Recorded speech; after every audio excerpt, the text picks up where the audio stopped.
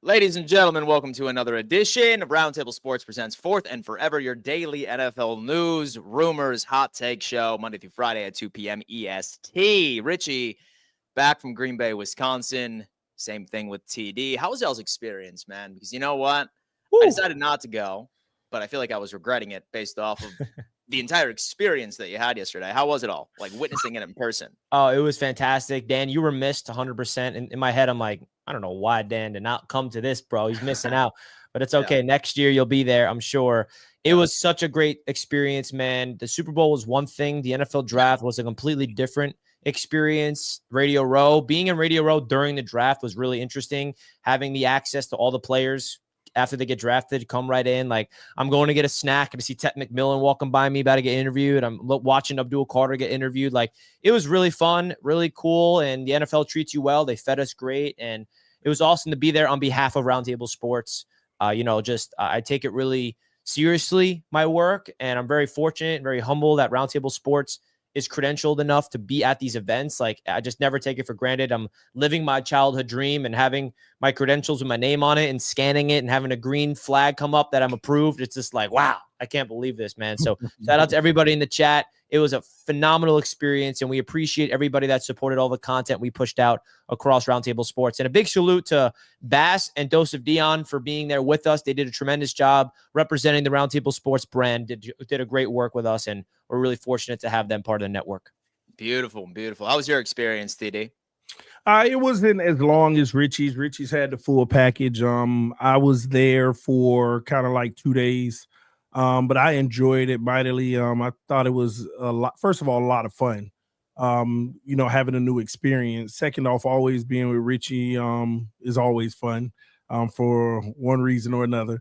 But yeah, it was amazing, man. And when Richie was just talking about, seeing that green light, having access is a different feeling because you get to really have, like, that's the thing. You would think like these players and stuff are like the president, but you're like walking past them sometimes. Like we were about to leave. It was all over. I'm like, Richie, and one of the prospects just walking right past. So yeah, the Green Bay Packers and Bass starstruck and all that. So it was just pretty cool. Getting to cover it from the Radio Row. Being able to stream it live, literally right next to these guys in the draft, like less than 50 feet away, and then having access to them right there in front of your face. So it was amazing. Also, one of my highlights is, how I showed up on the scene. I was in the stadium, across. I had spawned. You literally spawned. Stand, so I can add context to that because they probably have no idea what that means. So on Wednesday, we had the media tour, which was the highlight of the whole experience the day before the draft, where they showed us the behind the scenes of the stage, the green room, and TD was late, right? So TD missed the entire tour all day long on Wednesday, missed everything. And the last part of the tour was being on Lambeau Field, seeing the red carpet, right? And I think that I was calling TD. I'm like, TD, you're missing the whole tour. Where are you? And he's like, Richie, I'm here. I'm in Lambeau. Where are you? And I'm like, we're on the field right now, getting exclusive tours. He's like, all right, Richie, I'm going to find you. I'm like, it's too late, TD. You're not going to find us. I'll see you after the tour. And then he calls me. He's like, Richie, I think I see you. I'm like, where are you? He's like, look across the stadium. I'm the only one in the stands. And I look to my left and I see TD completely by himself in Lambeau Field Stadium with his arms up. I'm like, oh, baby, we got footage. You can't even put it like into words. It was hilarious seeing TD just across the field by himself. And then 5 minutes later, he just appears on the field with us. So it was a cool arrival from TD. Never going to forget that experience, man. ESPN was mad at me, Dan. Yeah, they were filming with drones of the Lambeau Field, and TD was in the way of the drone show, and they were getting pissed off at TD. I was the only one. You were yelled at. Just be like, bro. No. I was the only one in the stands, and the guy ran over. He was like, hey, do you mind moving? We're trying to get footage for ESPN to get the empty stadium. So I'm like, all right, man, I'll get down on the field. Yeah, I'll get out of here, man. I'll hop on the field real fast. My bad. It was pretty fun. Tony Dow, by the way. Nice to meet you, Roundtable Sports. No, man, honestly, it looked really, really cool. I wish that I was there. And I'm glad that you guys ultimately ended up seeing some of that firsthand and a lot of narratives, right? It's funny because the first thing that we see, a super chat in which that we'll get to here shortly, said Tony Kuiper said no less 5 times that Dion chooses where his son plays. Can we get more wisdom on why he chose the 5th round as the 5th string in Cleveland? Zero credibility with these clown takes. So thank you for the $10 super chat, Gardner Corner. Yeah. By the way, that is absolutely awesome. I think that like what we've learned throughout this draft process is that it doesn't matter if you are a high-ranked NFL executive or you are a Daniel Jeremiah or you are an Adam Schefter or if you are Bob, the part-time construction worker. Everybody has opinions and takes on the NFL. And all of them have equal credibility. Because to be completely honest with you, all NFL takes are educated guesses based off of the information that is in front of you. And you go on ahead and you give your take. And the only determinative factor and the only time that is ever determined is by time. As TD always says, time will tell. The universe ends up deciding on what takes actually end up coming into fruition.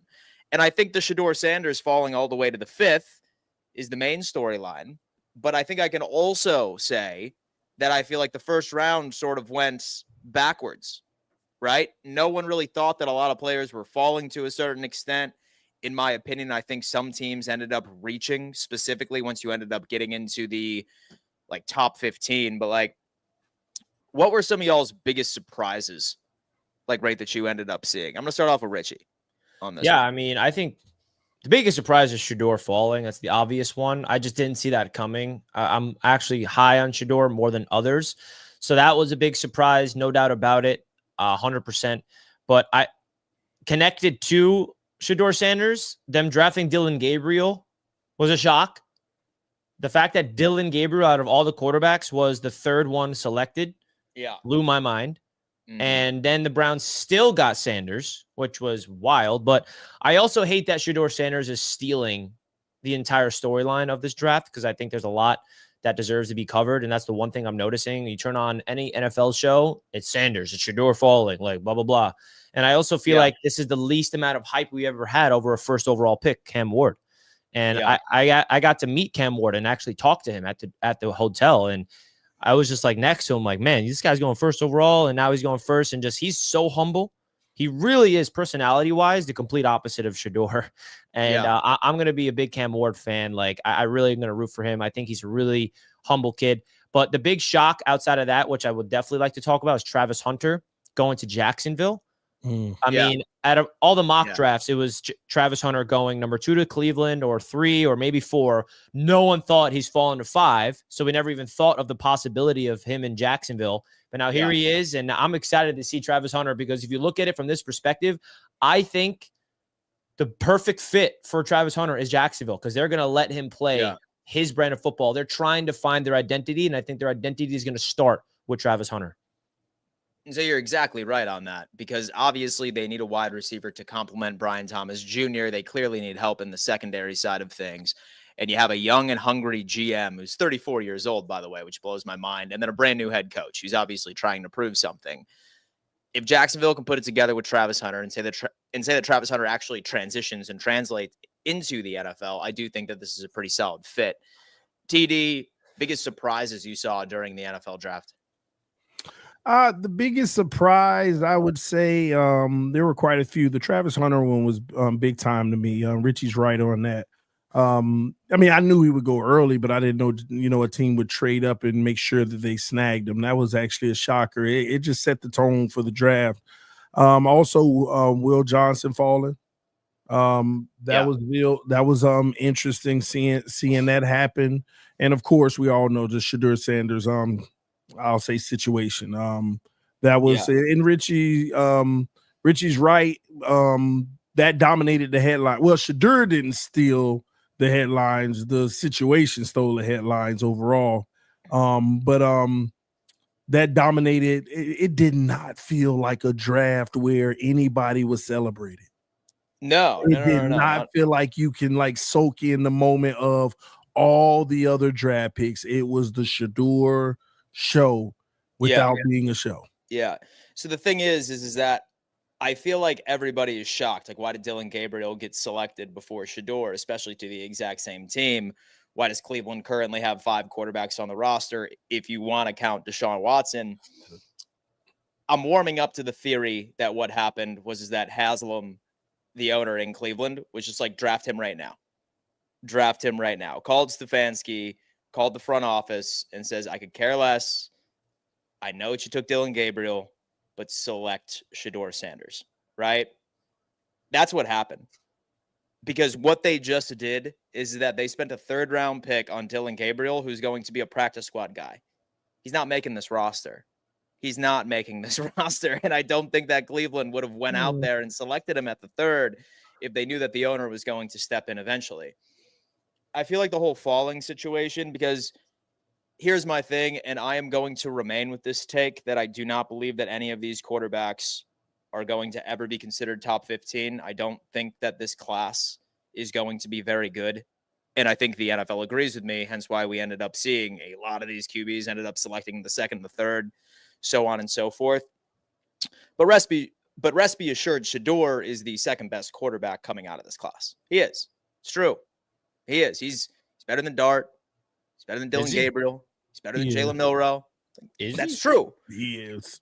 Is he? The problem is, so the problem is, if these reports are true, specifically the report that came out from the New York Giants, where it sounded like Shedeur ended up going in, where he was sitting with Brian Dable. He brought his entire entourage with him. He had his headphones on, and Dable thought that he wasn't paying attention or he didn't do the homework that he gave him, and Shedeur became upset because, of course, that Dable called him out on that. It's just like anything else. You could be the best prospect on earth in any profession on earth in life, but if you have a terrible job interview, you're not going to get the job. So that's exactly what I think it is. I don't really think that there's a lot else to be put into this conversation. I just don't think that he interviewed well. And I think that some specific GMs ultimately ended up feeling the exact same way. I also want to give a shout out to Jackson Dart, because I called it, and I'm a big fan of Jackson Dart, and I'm upset he's a Giant because I'm not a Giants fan, and I always root against them just because of the New York rivalry. But I predicted Dart to go ahead of Sanders, and I predicted him to land in New York with the Giants in the exact scenario that they did, getting Abdul Carter and then trading back up into the 1st round. I think that was a really good move by the New York Giants. I really do. I think they had a heck of a draft. Somebody that won the draft is the New York Giants. And I'm excited because I think Dart's going to sit and learn behind 2 veterans. And I think that the Giants landing Abdul Carter and Jackson Dart, it's going to be a good draft for them. They needed that. And I'm curious to see what they look like with Brian Dable. Well, and so, but your thoughts though, like, why did Shedeur fall, Richie? Oh yeah. I mean, Shedeur falling is a lot to do with everything. It's nothing to do with him on the field. I really don't think that. Like, I really think it's all the off the field stuff. And he comes with eyes. And everybody, when Shedeur started falling, Jets fans were like, the Jets got to take him, bro. And I was like, dude, the Jets are not taking him, dude. He is not what this Jets team is trying to look for, just from our perspective. And the reason why I bring that up is just because he brings so much more to your team, a lot more eyes, a lot more fans, a lot more like off the field stuff, because we're in a new age of the world. And Travis Hunter does this too, but in a different way. Like, when I met Travis Hunter at the hotel, he had his camera guy with him recording videos for his vlog for the draft. I actually got to check it out because I may be in it because I was like behind the scenes. But Shedeur brings so much, and I just feel like a lot of NFL teams did not want to deal with Deion Sanders going active on social media and all the off the field things. And I think there's a lot to it. I really, really do. That was not really more about who Shedeur is on the field. It's more off the field that people are concerned with.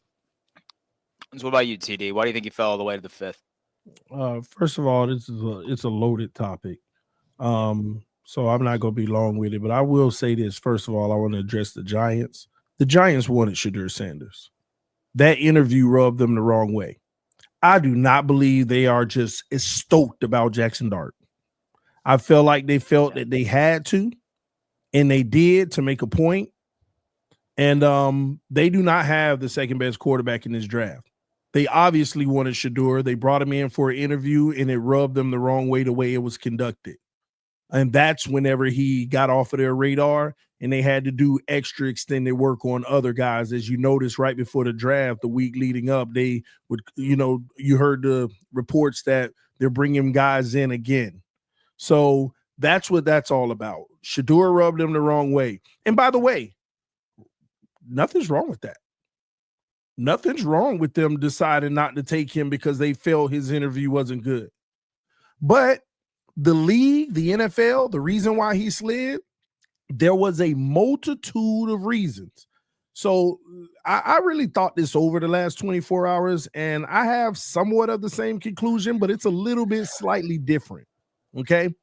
And I want to put this the reason to some people who are upset that Shedeur didn't get drafted right away. And maybe this will help you. People are saying things like, well, Johnny Manziel and Baker Mayfield had that swag. Yeah, they did. And Shedeur did too.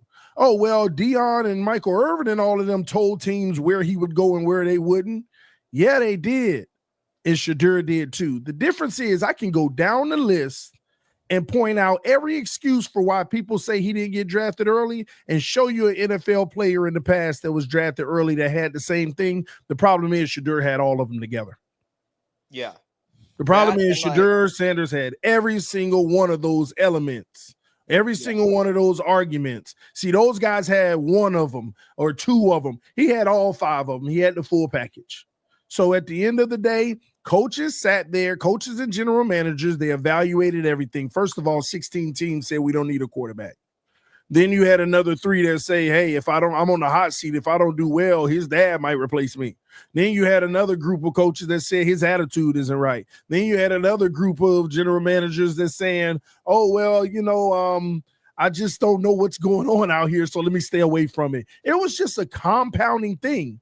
But this whole collusion thing with the NFL, I'm not going to write it off that a lot of people are like, we're not going to select him early because we want to make sure that doesn't enter our league. People thinking they can dictate what they can and what they won't do. And I pretty much, let me tell you something about the Browns. The Browns didn't want to draft Dylan Gabriel. And let me tell you, you're right, Dan. Whoever it was superseded and said, go get him now. There was probably a cutoff for him. Nobody drafted him in the first 4 rounds. And the Browns went and got the guy they wanted all along anyway. I just know that all the drama behind it, nobody was going to be the team that wanted to go ahead and do it early on. You think these coaches and general managers don't talk? Everybody was shocked by what happened. But the Browns, to bring in Shedeur Sanders, that, I don't care what nobody say, that is like a revelation on the quarterback you picked before that. Because if you really think you got something for the future, you wouldn't have done that. And this was a call from high up that said, get him. I don't care what's going on. Get him. That's what I believe. Could be wrong, but at the end of the day, the kid gets an opportunity to go to the Browns. Now he has to prove himself. He's going to be digging himself out of a hole. It's not like he's going to start with the leg up to, you're just giving anything. He got to dig himself out of a hole. But he better be lucky. Shedeur better be lucky because he went to the best team to go to have that actual opportunity, given the Deshaun Watson situation. Truth be told, anybody could start in Cleveland next year. You have no idea until they get to camp. Yeah. I'm very interested to see how it does, play out. But hey, you know what, man?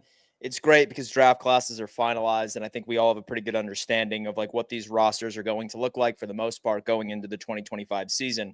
Who helped themselves out the most? Who are the biggest winners in this NFL draft? I'm going to start off with TD on this one, man. What draft class impressed you the most? I got 2 teams. I got the Washington Commanders and I got the Arizona Cardinals.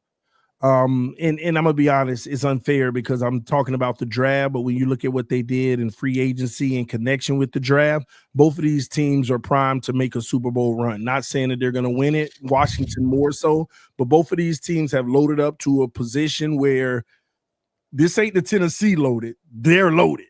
These 2 teams are loaded. You look at what Washington did, they went and got a tackle.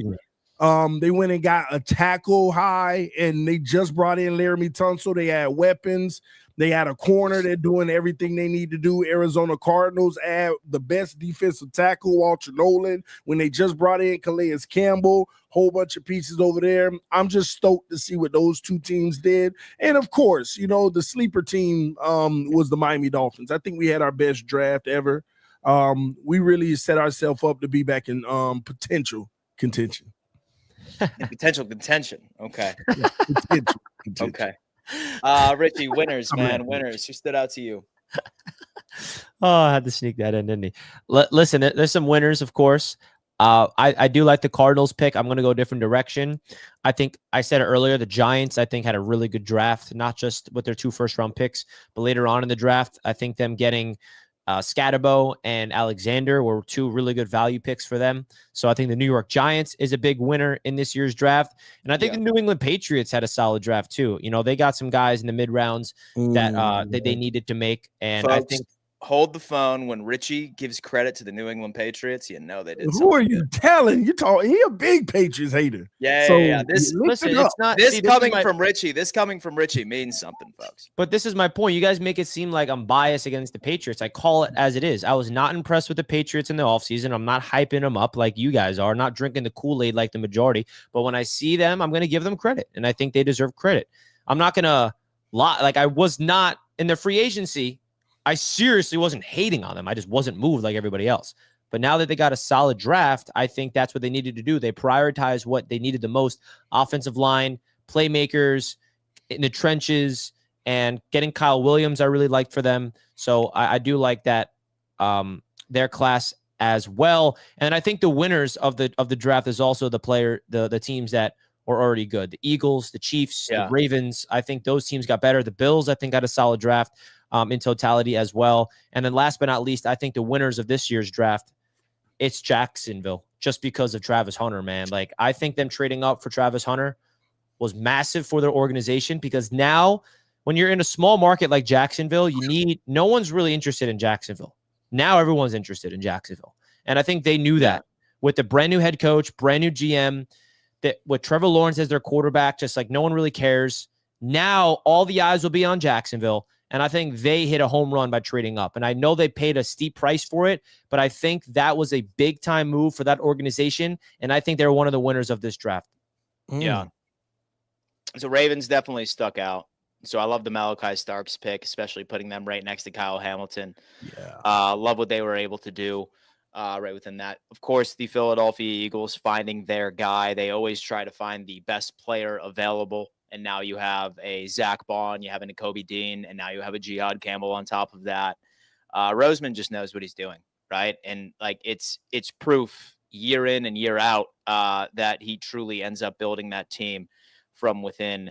So this draft class, a couple of teams to me stood out, right, as far as losers. So as far as teams that really didn't make a lot of sense to me, I was not really impressed with the Saints draft.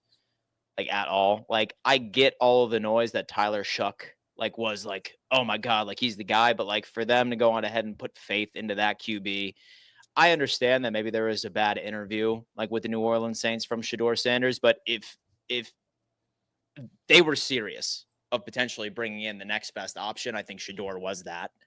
So I hated that pick. I thought the Houston Texans trading out of the first round and getting into the second and not going for a lot of offensive line help was certainly a head scratcher as well. Like, they just continuously add skill position players. I will say though, Dan, them getting should have both the addressed Iowa the State offensive line a receivers, hell of a lot more. Huh? Them getting both the Iowa State receivers is pretty crazy. Jaden Higgins and Jalen Knoll, 2 Senior Bowl standouts. Yeah, I like that for them. Yeah, most definitely solid stuff right there. But like, again, like, why did the Houston Texans suck last year, or why did they not live up to expectations last year? Did they not get a first rounder for next year? They did not live up to expectations this year, right? And plus, like, you need to be able to take advantage of the rookie contract that CJ Stroud is currently playing under. And I don't think that they really put that into mind. I probably would have doubled down on the offensive line since they had so many departures and so many question marks from that area. I think the Cincinnati Bengals missed the mark as well. Yeah, like, listen, I love Shamar Stewart.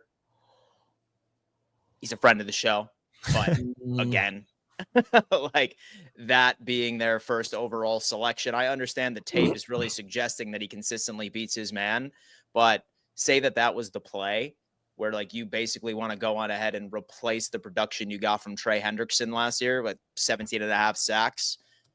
And you replace it with a guy that has like 4 collegiate sacks on his career. Sure, I know the upside, but I just really didn't like a lot of the defensive moves that they did. And that was a number one priority that they should have focused on. And I feel like they missed the mark tremendously. Those are kind of some of the losers that stand out to me the most. Yeah, one loser team that you did not mention, I like to bring up, in my opinion, is the Pittsburgh Steelers. Yeah. I just don't understand their philosophy. They got their Harmon quarterback. made no sense.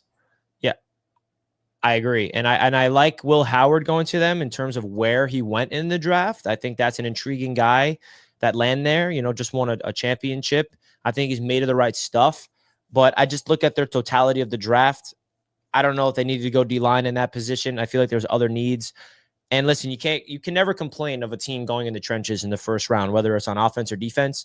But you look at their draft in totality, just not a big fan of it. And also Atlanta trading back into the first round, getting those 2 defensive players the way that they did in Walker and Pierce in the first round. That's a big swing. They gave up a first round pick next year. That's where I'm just like, wow. I mean, that is a crazy trade. So I'm looking at them with a little head scratcher move there. Both of those players better pan out to be all pros to sacrifice that, because giving up a first round pick next year is very, very risky. Mm-hmm. Well, Pittsburgh was the team I was shocked they didn't draft Shedeur. Yeah. And especially if it has something to do with his off the field, how he's flashy and stuff. Mike Tomlin himself was supposed to be the Miami Dolphins head coach years ago. And what did the owner say? He was too hip hop. The owner literally said that. So I couldn't imagine that being the reason for the Steelers. So that's what shocked me more than anything. But winners, I'll say this. The Jets did something nice. They went and got the cornerback. Solid pick. That was a great pick, getting the corner to replace Brees eventually. So they upgraded.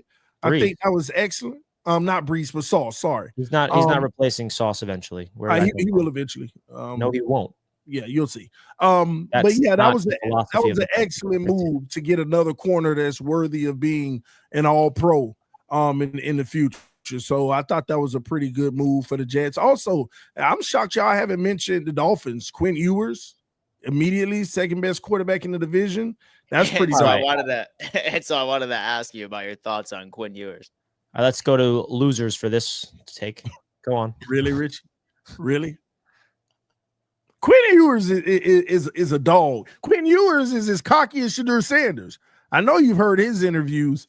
The thing with Quinn Ewers, he can be a really good quarterback, but a lot of times in the middle of the field, he oversells the football. But he has a lot of really good intangibles. He plays through injuries because he does get hurt too, but he plays through them. He's a tough guy. And he's looking to come try to win a job in Miami. Will he? I'm not sure, but I think it was a really good pick by Miami. We had a chance to get Shedeur Sanders right there, the very pick before we drafted a defensive tackle in the 5th round, which is it's going to go down to determine. Miami Dolphins selected defensive tackle Phillips. The pick, I believe, right before Shedeur. So that's going to be something that I'm definitely going to be watching for years to come.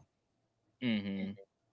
Yeah. So it's interesting because all 3 of our favorite teams have their finalized draft classes.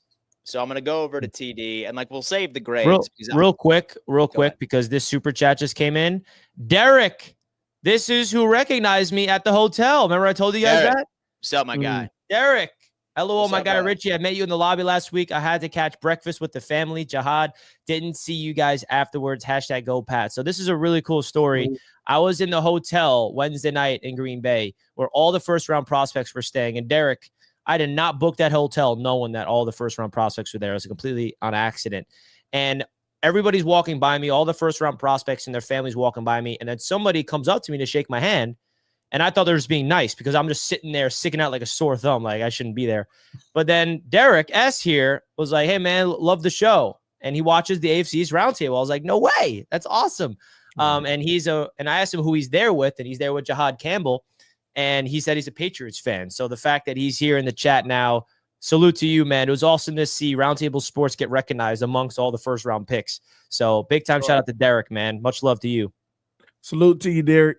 So a giant congratulations to your relative for being selected, man. That's awesome. First round is certainly something to be proud of. And the Philadelphia Eagles get richer. Damn. But I know, right when the Eagles got him, I'm like, of course they get Campbell, bro. Like, of course they get the best linebacker in the draft just happens to fall in their lap again. Good for him, bro. He's gonna be a stud with Fangio. Yeah, he really, really is indeed. But so I'll tell you what, all of our favorite teams did end up finalizing their draft classes, and I do want to save the grades because I do kind of want to save it for the AFC East Roundtable on Wednesday evening, where we ultimately end up giving our grades. But I did kind of want to give some thoughts, some surface level takes on whether or not we think that our team got better from this NFL draft. TD, talk to me about the Miami Dolphins. I have the class right in front of me. Go off. Well, qualify that, Dan, when you say got better than last year or better than they were before the draft, because everybody got better. I'd say better than last year, right? Are your expectations better that your team is taking a step in the right direction? All right, so the Miami Dolphins overall did not get better in the draft. We did close the gap. And put it like this, like if you're doing a level surface, what we lost this year, we dropped. What we did in free agency was like a minuscule up, but what we did in the draft was a huge boost, but still a little bit under what we were last year. That's where Chris Greer is going to go out in free agency and try to get some veterans and stuff to try to get this roster, ready for the season to try to compete. But we did not get better. But what I will tell you, we got some really good players. That's the key for the Miami Dolphins right here. We got some really good players for the future. If you're living off the expectation that, hey, we're not going to go win a Super Bowl this year, then you love what the Miami Dolphins did this year. I mean, you add Kenneth Grant. Some believe he's going to be the best defensive player selected in this entire draft. Also, a low-key move. See, y'all, and I've done it on our mock drafts. Remember I kept talking about Jonah Savea? I kept talking about the offensive lineman who's versatile, can play tackle and guard, and I never could mock him at 48. That's why I wanted to trade out of 13 so I can get a pick in the 30s. But we didn't have to. We moved up. And we selected him. So we get our offensive lineman that can play at any position. We get our defensive tackle to replace Christian Wilkins. And from there, we didn't have a third-round pick. And our fourth-round pick, we traded out. We didn't have a fourth-round pick, but we picked up a mid-third next year. At least we believe it is because the Houston Texans own the pick. So we traded out of that to get a third-rounder next year. I actually like the strategic plan because I didn't like many players on the board at the time. I really didn't. And everybody else on the back end, the two defensive tackles, I like the running back, but the rest of the guys, they're fill-in guys. Come show us what you can be. And if you rise to the top, good. And if not, you should be really good, solid depth. So it was very strategic for Miami. We wanted to go into the draft getting at least two players that we know could contribute day one and impact the team. And that's what we got. And picked up a third rounder for next year. So I love it. And we got a lot of depth pieces that are pretty good. So I actually loved our draft. I thought it was one of our best ones. So I will tell you what, I love the Kenneth Grant pick. And so I was really pissed off when you ultimately ended up selecting him. I just was operating off of the unrealistic expectation that he was going to fall right to 30 and or slightly above, but that was not the case. Solid player right there. Like that's like an anchor right to your defensive line. And on paper, y'all should definitely have a much better pass rush. And it's also going to help you guys out tremendously in stopping the run. Richie, thoughts on the Miami Dolphins draft class? So who did he like? Yeah, I think them going trenches in the first two picks was very important. They finally addressed their offensive line. I mean, God forsake, it takes so long for them to do it. Second round. I mean, I feel like they want best player available at a position of need in the first round. They could have went offensive line in the first round, Gray Zabel or something like that, but definitely Kenneth Grant is the better prospect over them. So you can't complain. But then they go in the second round and get the offensive guard that can play all across the line, and they need help on the interior and across the line. So you can't complain. And they double dip. They went trenches in the first 3 picks. They didn't have a pick in rounds 2. In rounds 3 or 4. So in rounds 5, they go with the tackle from Maryland. They go corner, which is a position of need. I liked Ollie Gordon's pick, which I think interesting. I remember we saw him at the Senior Bowl, Dan.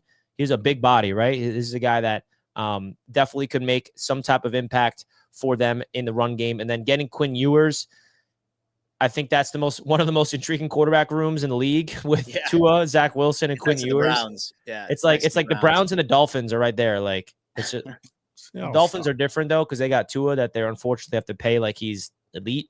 But I think Quinn Ewers and Zach Wilson is definitely going to be entertaining for Dolphins fans in training camp in the preseason for sure. He's their new Skylar Thompson. There's going to be people like TD saying like, "Get Quinn Ewers in, bro. It's better than Tua." I already see it from here, bro. It's like so obvious what TD is planning and plotting behind the scenes of what this season is going to be all about. So I say a solid draft for the Miami Dolphins, but it does not change the fact that they're still in a purgatory state. Like, better than the Jets and the Patriots, though. See, you get so insecure, right? Because when I say those things, I'm right. So you have to just try to be better than the Jets and Patriots, even though what I'm saying is factually true, that this draft does not change the reality that they're stuck in a purgatory state where are they going from here, right? I mean, we all know where the state of the Miami Dolphins is. This draft class is good, but it's not changing who the Miami Dolphins are heading into the season. So I'm not afraid of the Miami Dolphins whatsoever moving forward because there's about to be a nuclear bomb that hits this organization that's just inevitable. It hit the Jets organization this past year. It hit the Patriots this past year, and it's coming up for the Dolphins soon. So that's all I'm going to say. And what I mean by that is a lot of firings, a lot of change. And TD even knows what I'm talking about, but he's going to sit there like, still better than Jets. Like he knows deep down what I'm talking about. He just doesn't want to admit it on this show. That's all I'm going to say. Haters. Not haters, the truth. So I'll tell you what. So when it comes into the Buffalo Bills, right? A lot of people outside of the organization and including several Bills fans are very happy about this draft. I like a couple of players that we got. A few that I think that are going to be day one contributors and ends up answering quite a few questions for us. Love Max Harrison, 4.28 40. So he excels in zone. He's a perfect scheme fit, right? He's bulking up. I'm not so much concerned about his tackling issues. He's willing to tackle. That's just something that needs to be coached into him. When I look at Max Harrison, I see a guy that can run shot for shot with the Tyreek Hills, with the Xavier Worthies, all the speedy wide receivers we now have an answer for, and I'm happy about that. I do like the upside of Landon Jackson as well. I do think that he needs about a year to hit his ceiling, but that's okay because we have Bosa on a 1-year deal. We still have Gregory Rousseau. We have same thing with the Epinesa as well, who I think might be on his way out at the end of next offseason. I think my biggest gripe here was the order in which that we took defensive tackles. Because like it or not, when it comes into TJ Sanders, he's a 3-tech, right? He is a 3-tech. And when I look at our defensive line, we have Ed Oliver, we have Dwayne Carter, and now we have TJ Sanders. And the only 1-tech that we had on the roster during the second round pick was indeed Daquan Jones. We ended up drafting Deon Walker, who I was happy about, but I only would have been happy about it if, for example, we ended up taking Alfred Collins right within the second round and then double dipped at the 1-tech position.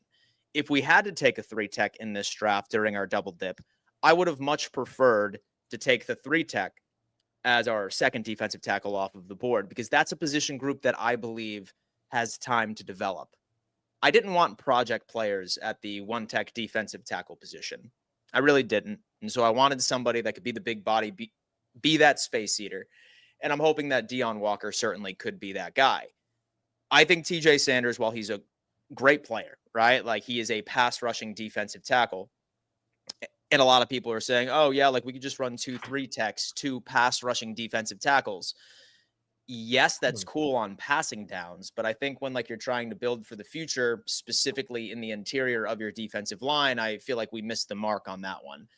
And what frustrated me was that Alfred Collins actually ended up going about 2 picks afterwards. Like it or not, as high as you are on TJ Sanders, he's currently 3rd on the depth chart. right when it comes into the 3-tech defensive tackle position. That could change after training camp. And while I like all the interior pressure possibilities that we could see from Buffalo, I want to remind everybody that's the same module of thinking that this Buffalo Bills organization has had quite some time, where they avoid the big bodies in the middle of the defensive line. And we run with several 3-techs, and we wonder why we can't get to the quarterback.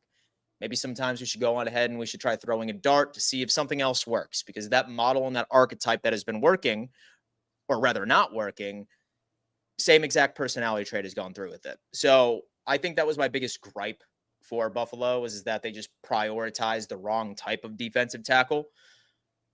That's me. And so I like a lot of the special teams players that we ended up bringing in. I did end up liking the blocking tight end. I think that he's going to be wonderful on special teams. I think we finally have a backup slot corner, which is going to be ideal, because half of Buffalo's problem in the playoffs is when there's such a significant drop off from starters and second string.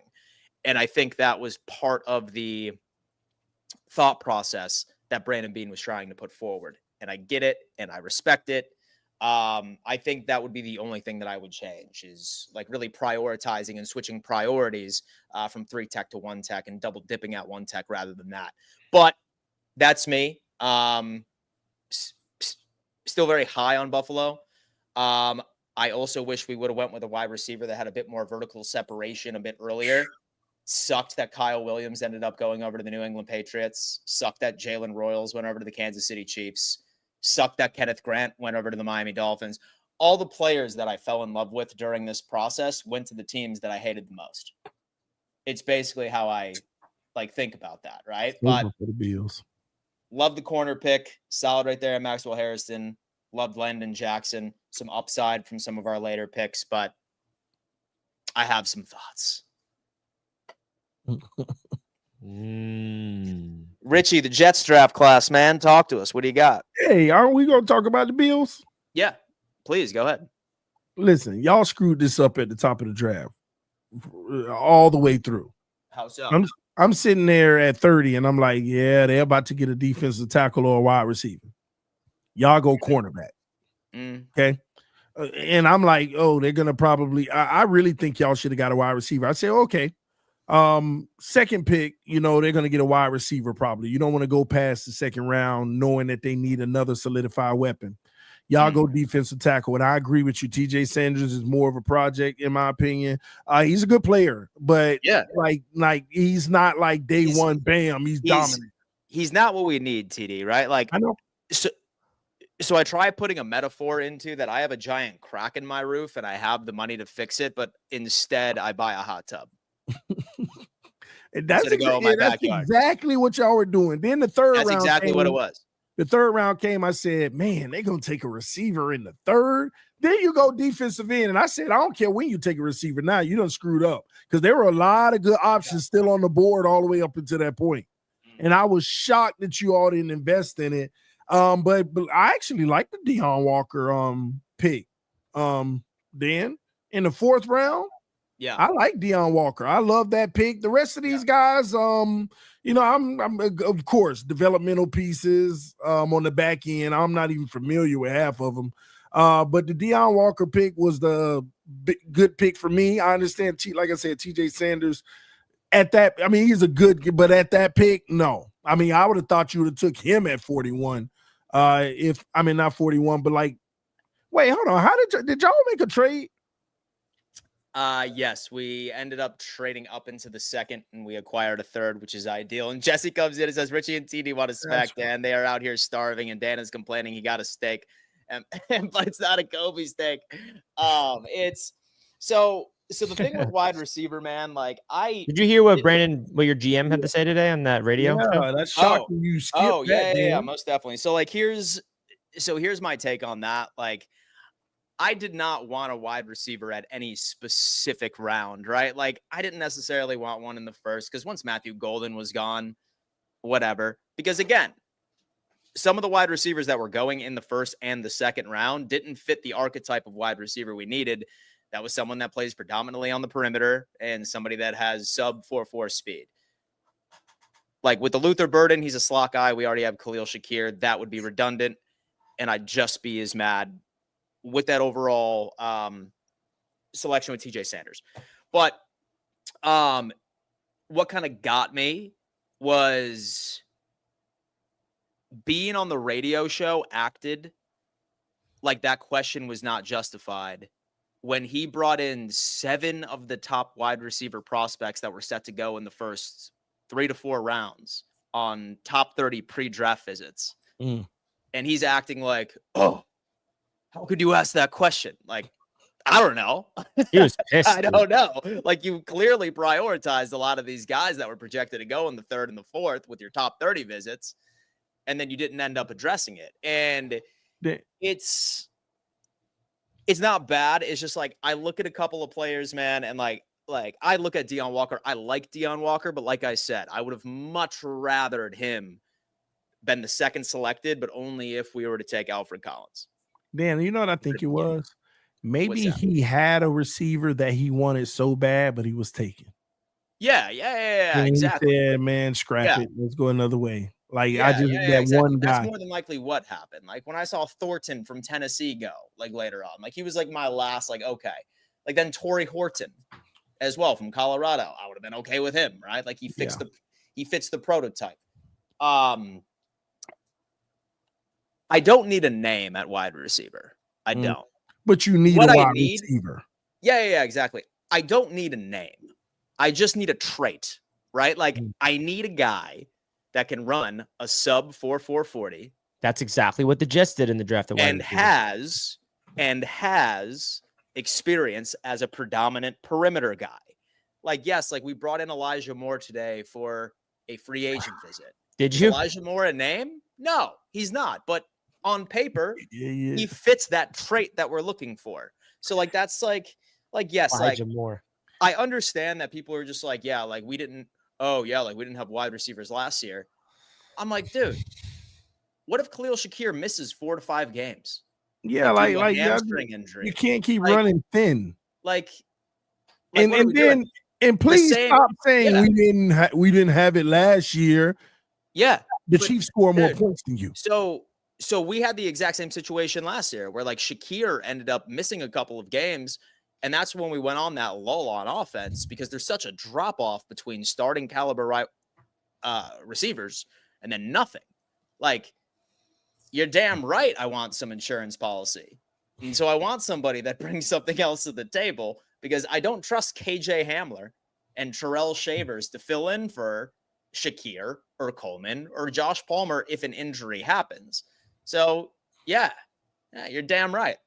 The exact thing that plagued the Buffalo Bills defense by having a significant drop off from starters and depth players is now what's at the wide receiver room. That's all I got to say. Nice. Buffalo Bills, man. Let's talk about the Jets. Buffalo Bills, man. Those Buffalo Bills. Jets, man. The Jets, baby. Can I get a... Woo! All right, let's talk about these New York Jets, man. The 2025 class is here, folks, and I feel like the Jets did something very interesting in this year's draft class. They brought in all the guys that fit the mold of Aaron Glenn. So here is on your screen the Jets' full 2025 draft class. I think that the New York Jets hit an absolute home run, specifically in the first 3 picks. Okay, I'm going to start off with the first 3 rounds. Going into the first round and getting your tackle, we talked about that already. Armand Membu plugs in this Jets offensive line with potentially one of the best offensive line on paper heading into 2025. And then in the second round, they get the best tight end available on the board, Mason Taylor. And when I went into round 2, this is the exact guy that I wanted. Okay, the Jets were picking number 10 in the round 2, and going into the draft, I'm like, Mason Taylor, Mason Taylor, Mason Taylor. When the Jets were on the clock, I said, please be Mason Taylor, and they brought in Mason Taylor. Fun fact about Mason Taylor, he's the nephew of Joy Taylor, if you guys did not know that. So Joy Taylor in the media is now on the Jets side. He's also, his dad played for the New York Jets.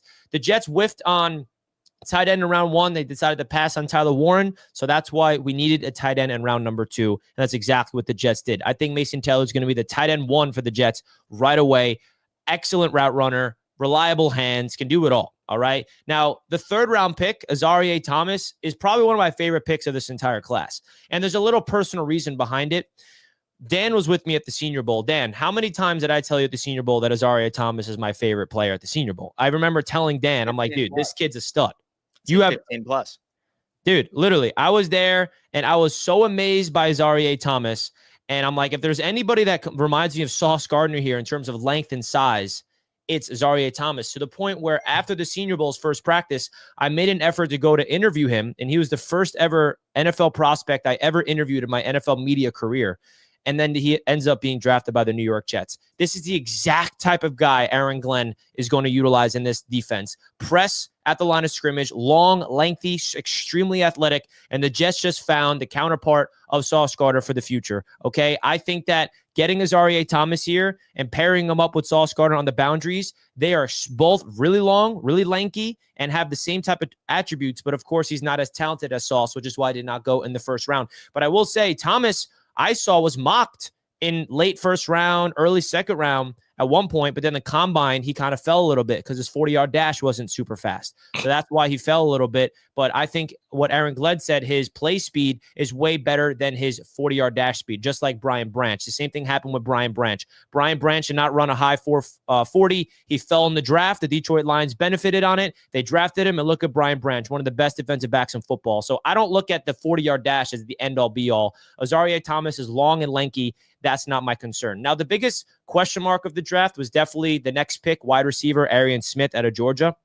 This is someone that, you talk about traits, Dan. This is a pure trait pick that the Jets did at Arian Smith.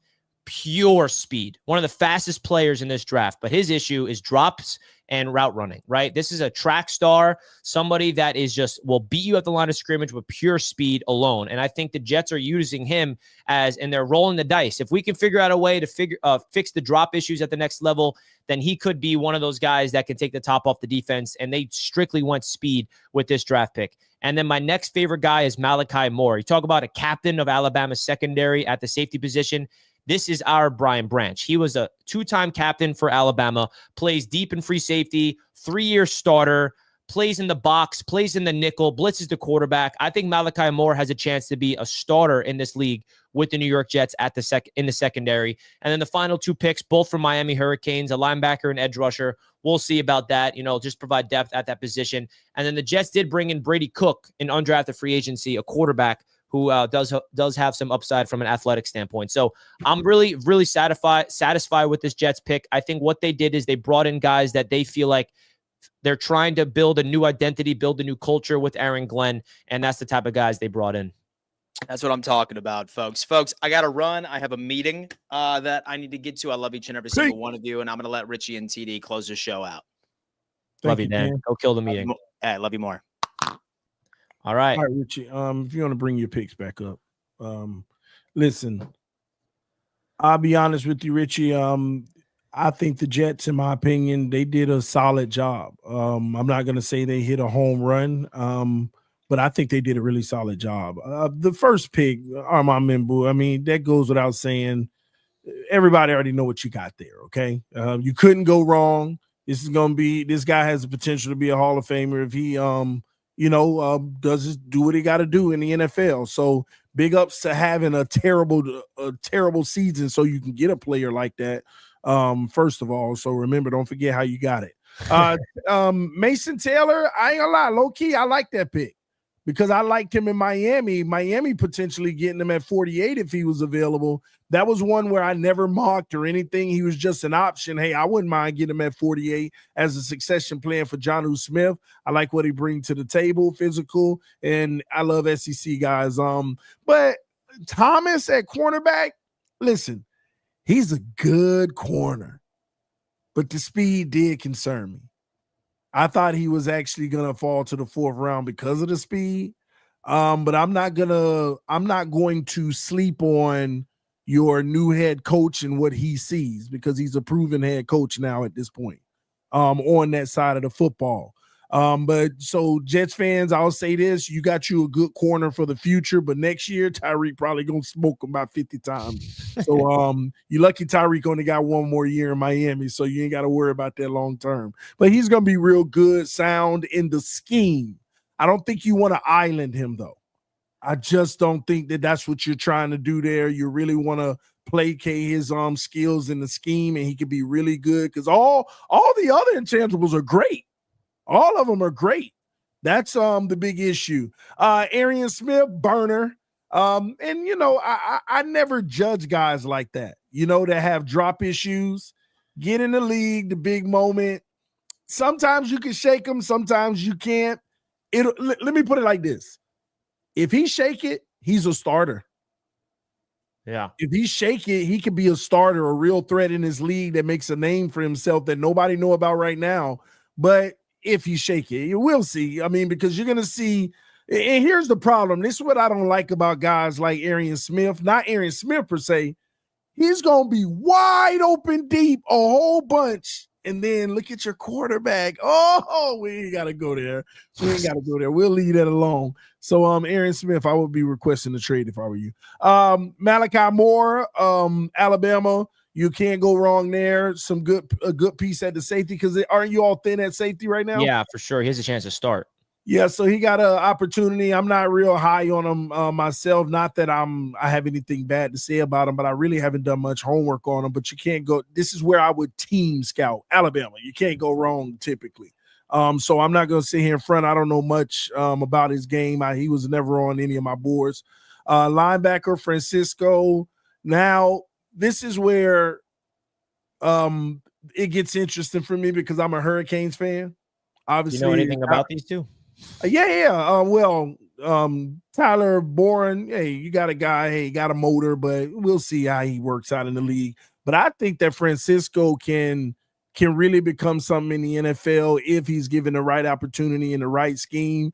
But this is one of those guys where let's see if college translates to the NFL. I think he's just he can be a really good, solid backup for you guys. I think that he can come in, give you quality reps and make some plays and be like, man, he's making some plays, but not quite a starter. But yeah. I hate to give people titles at this point in their career. You never know. He could be all pro for all we know. But I love Francisco. Tyler, again, we'll see what happens in the NFL. We'll see how that goes. Yeah, and Francisco, you know, we extended Sherwood long-term. We have Quincy, so we didn't really bring him in to be a starter, more of a depth piece. And, yeah, I think you hit the nail on the head on your evaluation on the entire class. I think it's a solid class. I don't think it's an A+ or anything like that. I'm not going to go that far. Yeah, but my grade is a B+ for the Jets. The one position we did not tackle that some people are curious is D tackle. You know, we have Quinnen, but outside of Quinnen, there's a lot of question marks there, and this was a deep defensive tackle class. That's one position the Jets did not bring in that some people are worried about. And we also did not draft a quarterback. And I think that is worth noting here. How many times did we say the Jets are going to draft a quarterback? They didn't draft one, TD. And I think that tells us that the Jets really have a lot of confidence in Fields. Because if they did not, they would have drafted an insurance behind him for this year. And I think the worst case scenario is Fields does not look like he's a good quarterback, and they go into next year's class, which is way richer at quarterback to get one. So I think that's another interesting note. Well, you know who they say the best player that might come out next year, right? At quarterback or? Yeah, quarterback. Who? Yeah, all this talk about potentially Arch Manning. Yeah, I know. And they say he's really good, Richie. I know. But guess who he couldn't beat out? Oh, I know where this is going. Quinn Ewers, baby. I'm here to tell you, I don't think Arch Manning. And then lucky he ran because I was going to make that point. All this talk about Archie Manning, but he couldn't beat out Quinn Ewers. Mm-hmm. Yeah, because they knew that he was. I'm not going to go there. Congrats on your Quinn Ewers, bro. The guy has more animals behind him dead than he has touchdowns thrown. Stop hating. He better than Fields. Yeah. See, that's when I know you're just trolling. There's no evidence behind he's better than Fields. Fields is a first-round pick. This boy's a seventh-round pick. There's no evidence Fields is better than him. Who's a better prospect coming out of college? Ewers.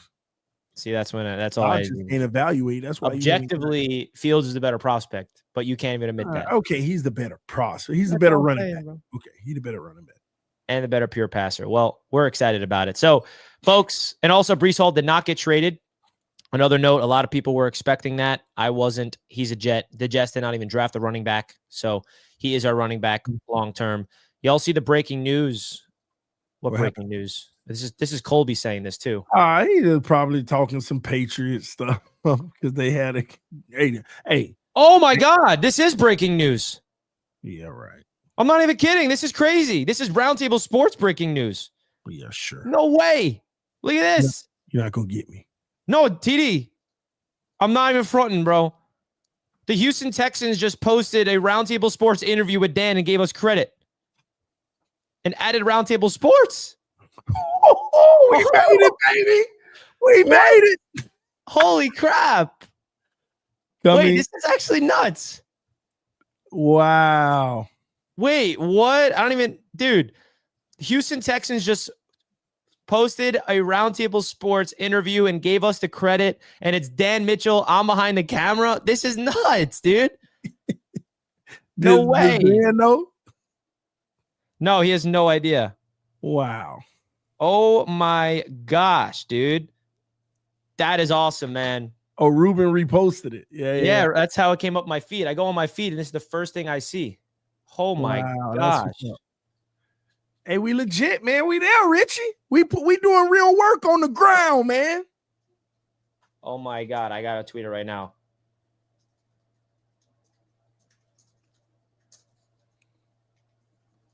Throw the senior, bro. Put from now. Don't make us lose our credibility already. See, I was gonna proofread. You know, I'm. Oh man, that's what's up, though. That's crazy, dude. Wait. I gotta go to the Roundtable account quickly. Like, what do I say underneath it? Oops. Mm-hmm. What do I say underneath it? Hey man, Richie, I have no idea. We never. Oh yeah, why am I asking you, bro? I'm the social media been here before, Richie. Hey, this is your department.